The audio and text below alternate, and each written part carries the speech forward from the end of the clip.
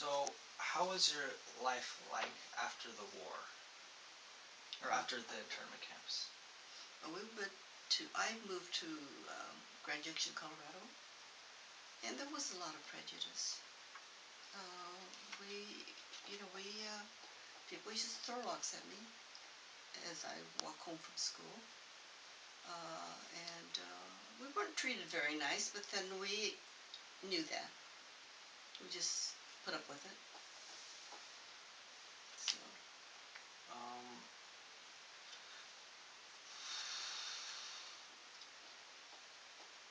how can you describe your daily life at the camps? What was it normally like for you? Well, they had these barracks. I would say there's maybe 12 or 13 in a block.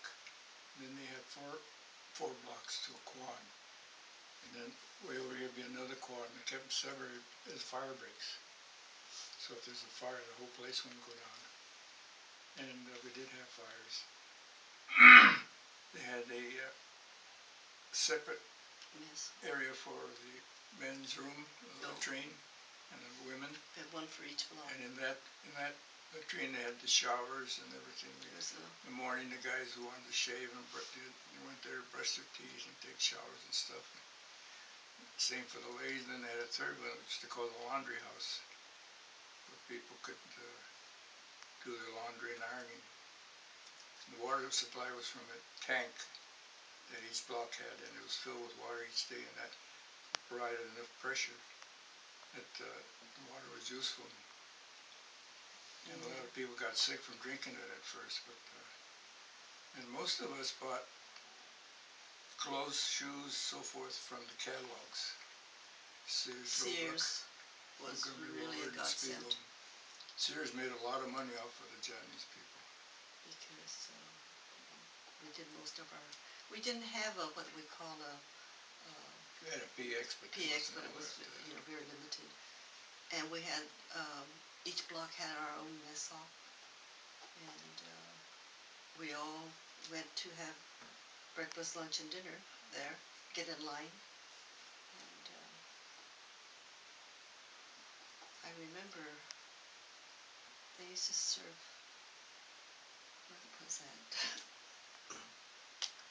One of those fish that I didn't care for, and they served it all the time. But you had no choice. If you didn't like it, you didn't eat. Or yeah, you ate what you squid, didn't I think it was, or something. So, but you get used to it. My dad got a job. He got paid like $15 a month. It was actually 16. Professional people got paid 16, $19. Yeah. The doctors got 19. Teachers, nurses. But he was happy to get a job as a janitor, cleaning the men's room, and my mother worked at the mess hall, dishes and all, and it was something to do because they had a lot of idle time, nothing to do, and it's hot. So, they had movies eventually, big outdoor movies. Yeah, we can take Remember our as a kid, we'd grab our folding chairs and run over there and watch some of those movies. Yeah, I remember like Flash Gordon. Oh, we thought that was the greatest thing. But yeah, but you get used to it. Like I said, the only thing was it was really hot. Really hot. very windy. And windy, so the whirlwinds, my goodness. They tore roofs off of our buildings. When you were in the camps, what was the thing that you missed most about your life before? Well, like I say, I was like a first grader, and so I couldn't say. Oh, I don't know. I really didn't think about it. Um, Some families were broken up because, let's say you had a Chinese husband and a Japanese wife. Well, the wife and the kids had to go to camp. The husband did not have to. And I know there were a couple of cases where the husband they had their own business. So he didn't come to camp and he stayed on and ran the business. So families were separated in that respect. what was probably the most memorable experience that you had there?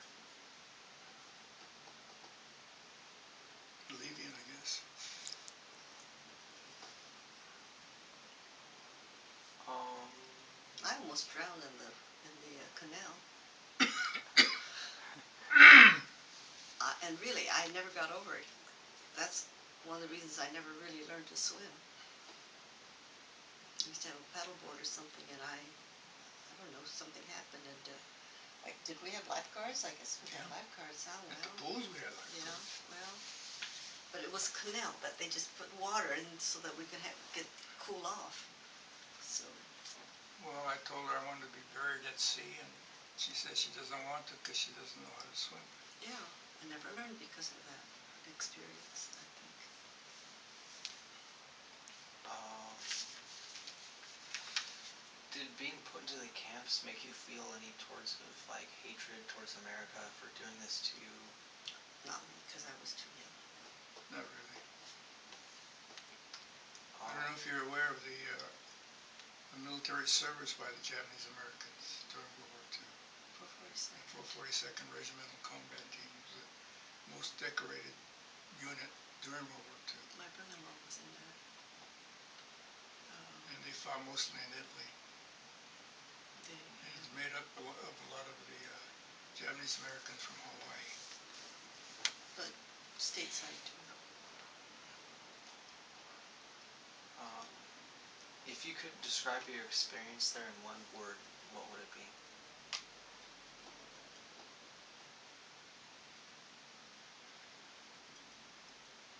I don't know, the word that comes to my mind is enlightening, I guess. Well, I don't know how to describe that. The War Relocation Authority was part of the Department of Interior at the time. That department no longer exists, but the head of the War Relocation Authority was a man by the name of Dillon S. Meyer. And he said that because of the evacuation that the Japanese Americans advanced at least 20 years. We were forced Before to. that, we were not able to assimilate very well. But following that, we were. And our situation got better here as the rest of the Americans got to know us. And there's almost no prejudice against Japanese Americans today.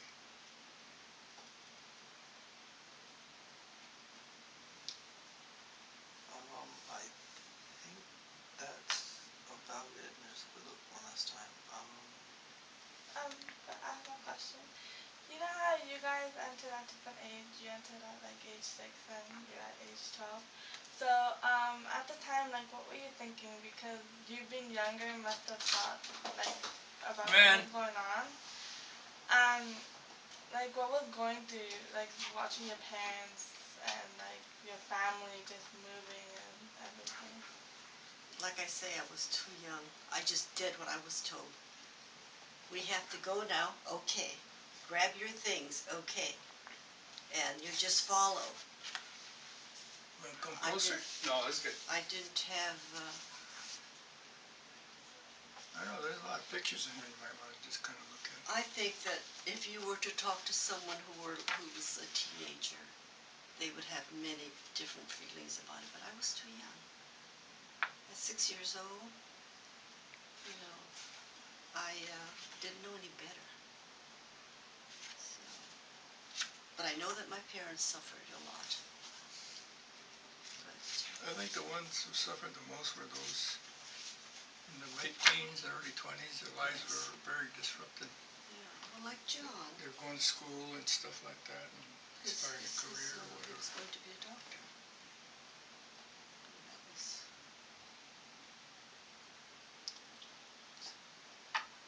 Do you still keep in touch with anyone from the camps?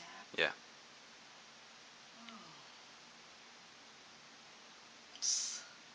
Not because of camp. Say that quite a few of the people that were in our block were, say, from the Oceanside area.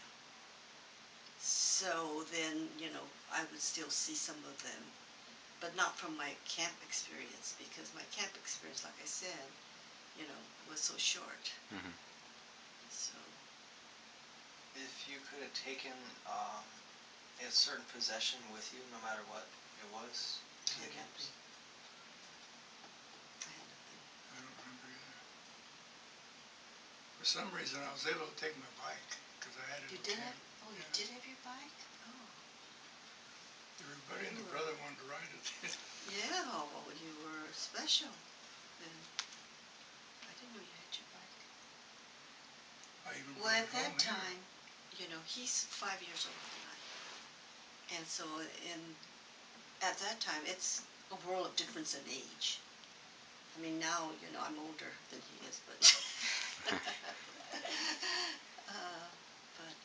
you know,